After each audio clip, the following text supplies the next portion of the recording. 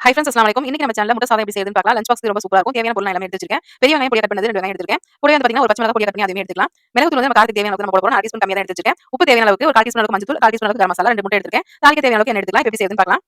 சாதம் வந்து ஆற வச்சு ஒரு கப் அளவுக்கு நம்ம எடுத்து வச்சுக்கலாம். இப்ப தாளிக்க ஸ்டார்ட் பண்ணிடலாம். 3 ஸ்பூன் அளவுக்கு எண்ணெய் சேர்த்துக்கிறேன். எண்ணெய் கொஞ்சம் நிறைய ஊத்துனா தான் இந்த முட்டை சாதத்துக்கு டேஸ்ட் பாத்தீங்கன்னா சூப்பரா இருக்கும். நம்ம கட் பண்ணி வச்சிருக்க வெங்காயம், பச்சை மிளகாய் இது எல்லாமே எண்ணெயில சேர்த்துடலாம்.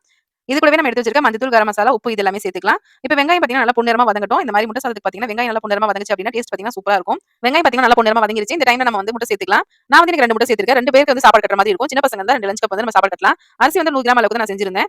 ஒரு கப் அளவுக்கு சாதம் வந்து வந்துருந்துச்சு. இப்ப முட்டை வந்து பாத்தீங்கன்னா உடனே கிளறக்கூடாது. கொஞ்சம் வெந்த பின்னாடி நம்ம கிளறி விடணும். அப்பதான் அந்த கவுச்சி ஸ்மெல் இல்லாம இருக்கும். இப்ப பாத்தீங்கன்னா கொஞ்சம் நல்லா வெந்து வந்திருக்கு. இப்ப நல்லா முட்டையை வந்து பொடி மாஸ் மாதிரி கிண்டி எடுத்துக்கலாம். முட்டை வந்து பாத்தீங்கன்னா கை விடாம நல்லா கிண்டிட்டே இருக்கணும். அப்பதான் நம்ம பொடி மாஸ் மாதிரி இந்த மாதிரி கிடைக்கும். இந்த மாதிரி கிடைக்கும்போது நம்ம சாப்பாடு போட்டு கிளறும்போது சாப்பாடு கூட நல்லா மிக்ஸ் ஆயிட்டு வரும். இப்ப நம்ம எடுத்து வச்சிருக்க சாப்பாட்டையுமே அது கூட சேர்த்துடலாம். இப்ப நம்ம சாப்பாடுமே சேர்த்துட்டு முட்டை நல்லா மிக்ஸ் பண்ணிட்டு நம்ம தேவையான அளவுக்கு மிளகு தூள் வந்து சேர்த்துக்கலாம். நான் எடுத்து வச்சிருந்த அளவு பாத்தீங்கன்னா மிளகு தூள் கரெக்ட்டா இருந்துச்சு. மிளகு தூள் சேர்த்து லாஸ்ட்டா கொஞ்சமா வாசனைக்காக நெய் ஊத்தி நல்லா கிளறி இறக்கிட்டோம்.